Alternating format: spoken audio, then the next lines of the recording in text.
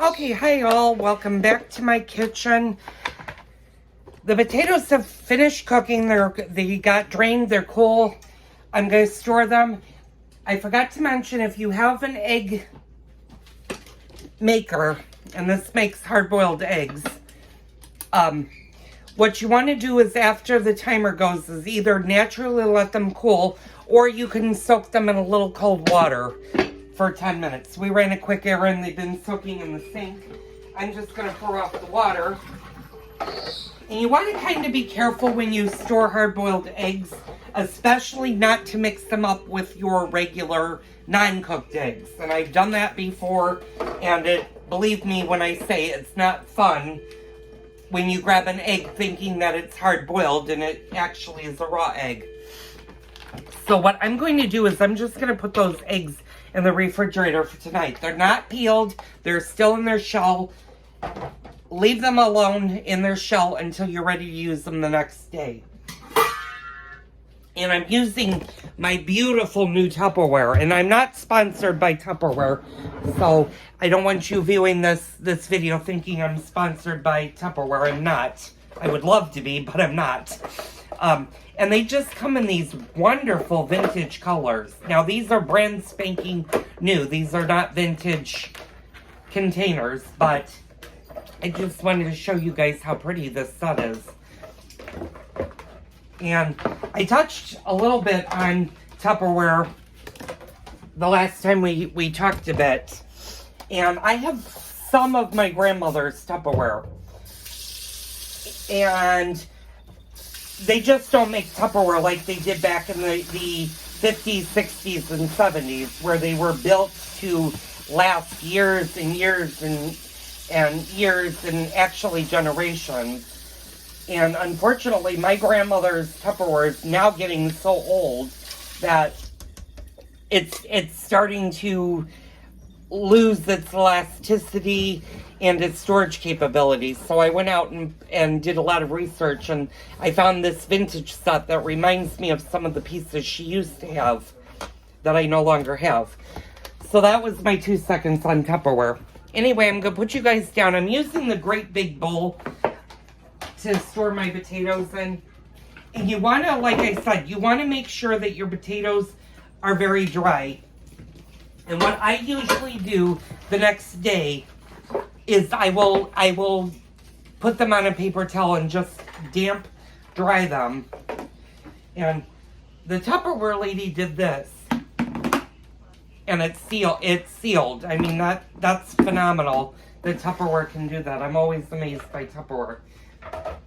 Now, as for your eggs, do you need to cover them? You really don't. If they stay in the shell, you don't need to cover them. Just put them in the refrigerator for overnight. What I like to do is I like to put both my potatoes and my eggs together, and that way I know that they're sealed and I know what's in what. So that concludes the potato salad portion for today. Tomorrow we'll pick up the potato salad when we actually make it. Like I said, if you want to go ahead and start chopping your celery and your onions, you certainly can. If you have little Tupperware containers, you can put those in the Tupperware container, put those in your refrigerator until you're ready to assemble your potato salad. Now, I will tell you this, you can make this in the same day. If you do that, you want to make it more in the morning versus the afternoon, because it needs a little bit of time to chill and get cold in the refrigerator. So it's always good to do this part the day ahead of time, but you can certainly make the potato salad the day of.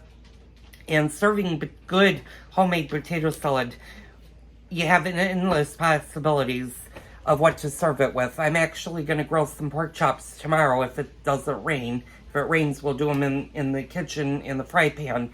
I'm not going to film that because there's already a video of both pork chops that way, but I'm going to serve the potato salad with that. You could definitely do it with ribs, fried chicken, grilled chicken, roast chicken, steak, surf and turf. There's an endless possibility that you could serve good potato salad with. And you could even serve it with hamburgers and hot dogs, or brats and hamburgers, or Italian sausage. Although I wouldn't do the Italian version of it. So, anyway, I babbled long enough. I'll see you on the next Cooking with Joel video. Okay, good evening all. Welcome to my kitchen. Today is Monday. It's August 7th. We're going to make the stuffed shells that were previously frozen. You need to go back to the masta chili and stuffed shell videos to see what I actually did. Now, what I did a couple of days ago is I took them out of the freezer to let them start thawing. This is optional. If you're going to put frozen shells, and I suggest actually doing that, is take them out at least one day before you put them in the oven. That way you make sure nothing shatters, because you don't want a really frozen casserole in a really hot oven. You could risk shattering the glass. So I'm going to flip you guys around. And I'm going to grab the shells out.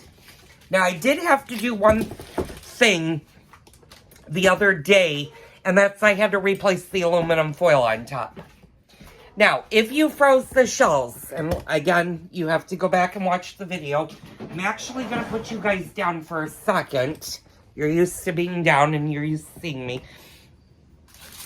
What you're going to do is you're going to take the stuffed shells, and you're going to take your aluminum foil off of your thing, and the plastic wrap needs to come off. That cannot go in. You don't want that in your oven. And again, I'm going to turn you guys over. That's what the stuffed shell should look like pre-baked. Now, you don't need to do anything for this other than put the aluminum foil back on.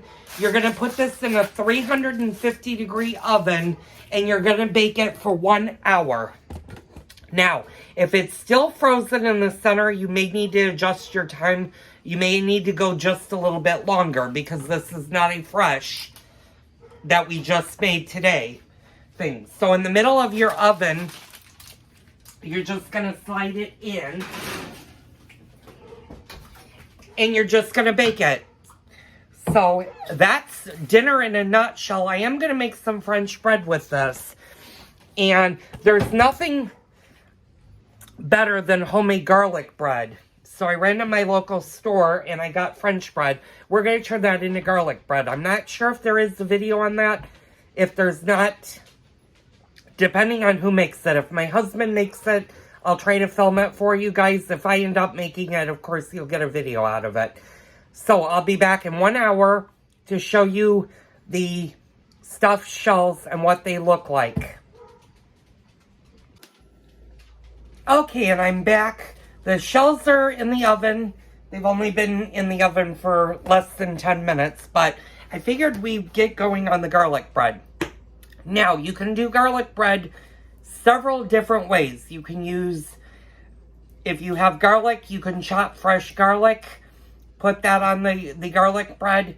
You can buy the pre-made garlic spread that has the butter and the garlic already in it. We're not going to do that. We're actually going to make our own. So the first thing for this recipe that you're going to need is you're going to need at least 1 stick of butter. You can use salted or unsalted. That's up to you. I like to use the salted. And depending on how much garlic bread you're going to make will determine how many sticks of butter you need. But start with 1. Sometimes you actually need 2. And what you want to do is you want to soften the butter. Unfortunately, I just took this out of my refrigerator, so it's not really soft. But what I'm going to do is I'm going to put it in one of my measuring cups, and I'm just going to microwave it for about 15 seconds to get it a little bit soft and pliable. You don't want to melt the garlic bread, although 9 out of 10 times that's exactly what I end up doing, and it's okay. But you just want to soften it. So if your microwave has the option of soften the butter versus melting it, use that setting. So I'm going to just do 30 seconds and see how that goes.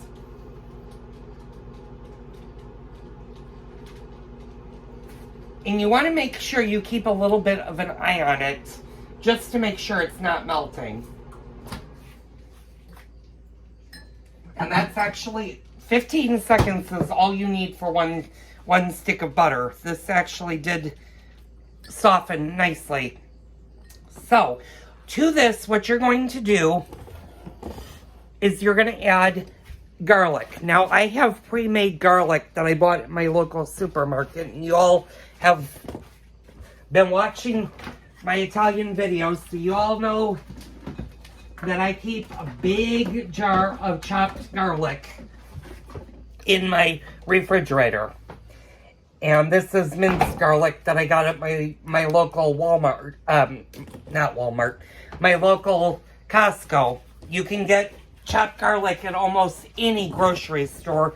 I can even get it if I went to the Italian market down the street from me.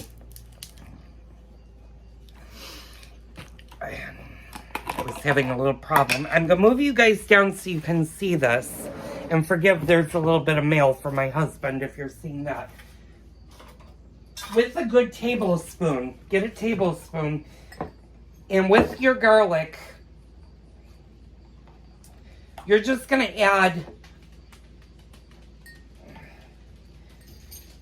your garlic to your butter, and you're going to stir this, and I probably should have gotten a wooden spoon.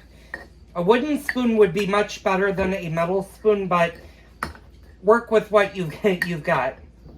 And a bowl probably would be much better than a cup.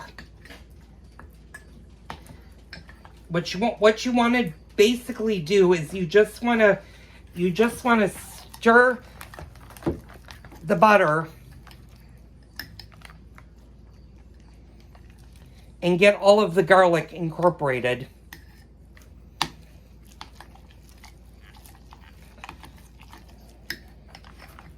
And this is sometimes very messy. Matter of fact, I'm going to get my spatula. And I'm just going to take this down. And you want to make sure that you have more garlic or garlic in your butter so that you get nice flavored garlic bread.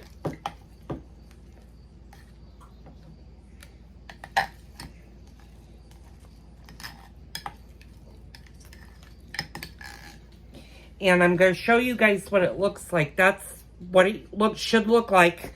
And what you're going to do is you're just going to, I'm going to move you guys up here so you're not looking at my stomach anymore. All you're going to do is you're going to slice your French bread or a Vienna. You can also, this also will work really well with Vienna bread. That's an option to you of what you serve with any Italian dish. But what I do with the French bread is I just slice it in half, long ways, spread the butter on, and then you can wrap it in foil and place it in a 350-degree oven for about 15 minutes. Now, if you want a little bit crisper of a garlic bread, you can always put it under the broiler for a couple of seconds, usually a minute or so. You want to keep your eye on your oven, though, so that you don't burn your garlic bread. But that's garlic bread in a nutshell on how to do the garlic butter that goes on a garlic bread. Now, what are we serving with the stuffed shells tonight? Well, we're keeping it simple. We're going to have garlic bread, and we're also going to just have a nice green salad. And you guys have seen the green salad. I don't need to show you that. So I'll be back when everything is ready to be served so you guys can see the final product and see how my shells came out. Okay, hi all. Welcome back to my kitchen. You can see my husband in the background. He's doing the salad. Unfortunately, I'm going to have to hold you guys up because I can't get over there. About 15 minutes before your shells come out of the oven, you can go ahead and pop your garlic bread in. Like I said, Garlic bread takes about 15 to 20 minutes if you want more softer of garlic bread. If you want more crunchier restaurant style garlic bread, then you're going to need to pop it under a broiler for just a couple of seconds. I would advise no longer than a minute, but like I said in the earlier segment that I filmed, you're going to want to keep a close eye on it because it's very easy to burn garlic bread with the butter. So pay attention to that. Now, in about 12 minutes, we're going to pull the shells out of the oven. They'll have been in the oven a full hour. You're going to let them sit for about 10 minutes, 5 to 10 minutes before you actually serve it. This gives the sauce enough chance to gather and not cause your shells to run all over the place. So, I'll be back when we pull out the shells and I'll show you the final product. Okay, all, I'm back. It has been 15 minutes.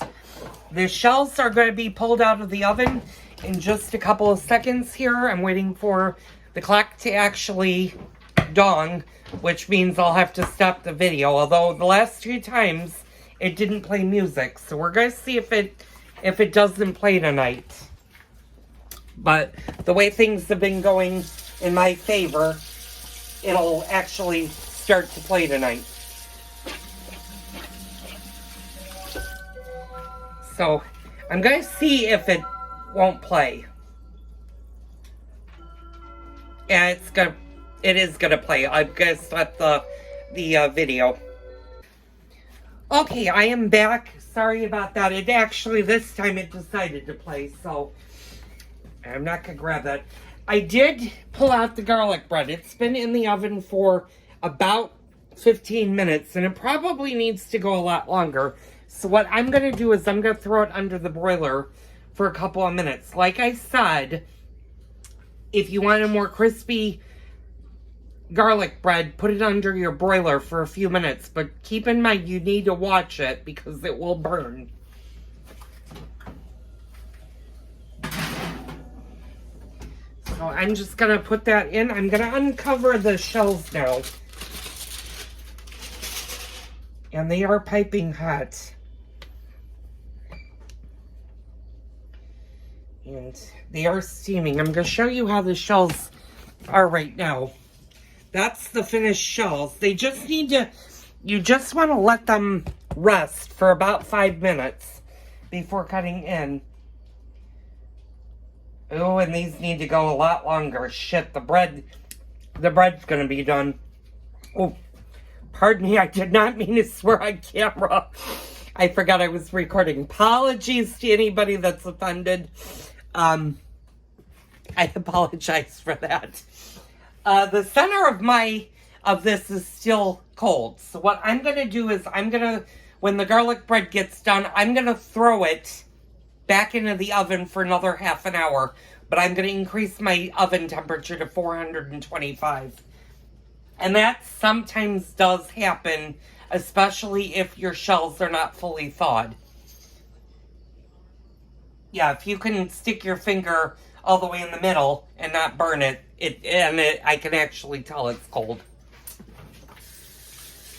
So if you're taking your shells out from a freezer standpoint, what you might want to do is thaw them for a couple of days and then cook them at 350.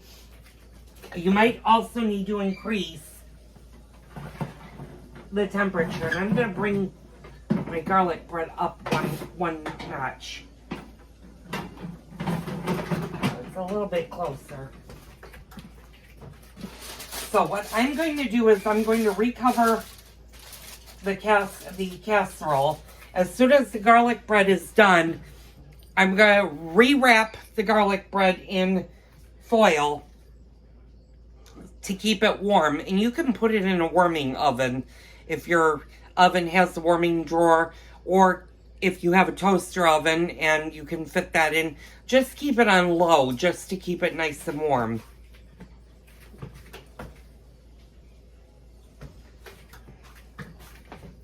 So I jumped the gun when I said we would be eating at 7. Now it's going to be more like 7:45-ish.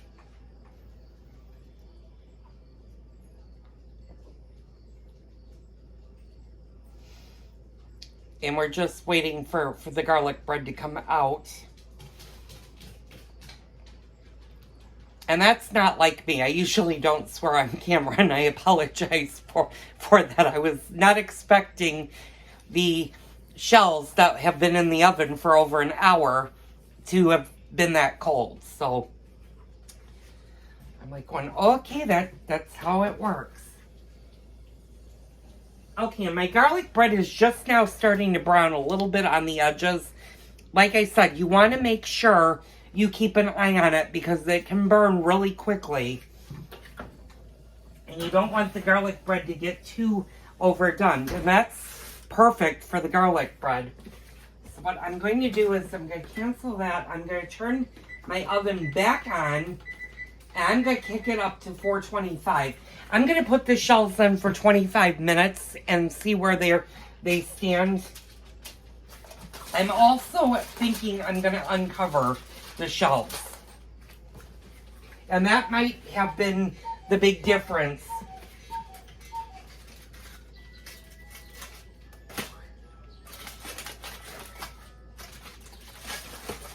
I'm also going to quickly rewrap the garlic bread so it stays nice and warm.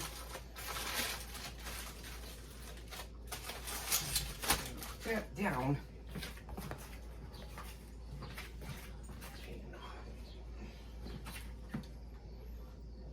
And see where we go with this. I'm actually going to put this at the bottom of the oven now versus the top of the oven. And I will be back in about 25 minutes. I'm going to take a look at it and see where it goes. It is going to need to rest 5 additional minutes. So, we'll be back. Sometimes the crap moments happen in one's life in the kitchen. And that happened to be one where it just wasn't ready to come out of the oven. And I jumped the gun a little bit on the garlic bread. But such is life, you make the best you can do. So, I'll be back in a bit. Hopefully this time I'll show you the final product. Okay, y'all, I'm back. It is 7:30. I had to keep this in for at least another 25 minutes. I just pulled it out and it is steaming now. Of course, this time I'm not going to be stupid enough to put my finger in. I'm going to let it sit for a couple of minutes. For about 5 minutes, and then we'll be serving it. I think what happened with mine in this case with the stuffed shells is when you freeze them, they really can't go from the freezer directly to the oven. Now, I had taken this out several days ago, so it did start to thaw up, but I think you need to give it at least 5 days for it to fully thaw before you bake it. So you might want to consider if you're freezing your stuffed shells or you're freezing manicotti or you're freezing lasagna that you haven't pre-baked or baked before you froze it, you need to give it some thawing time so that it actually will thaw and it'll be ready for you to serve. So all that being said, we're going to dig in. We're going to have dinner. You guys all, thank you so much for tuning in. Tune in tomorrow for another Cooking with Joel video. Don't forget to hit the like and the subscribe button. And don't forget to leave me a comment below. I enjoy reading your comments. And I hope you guys enjoyed this video.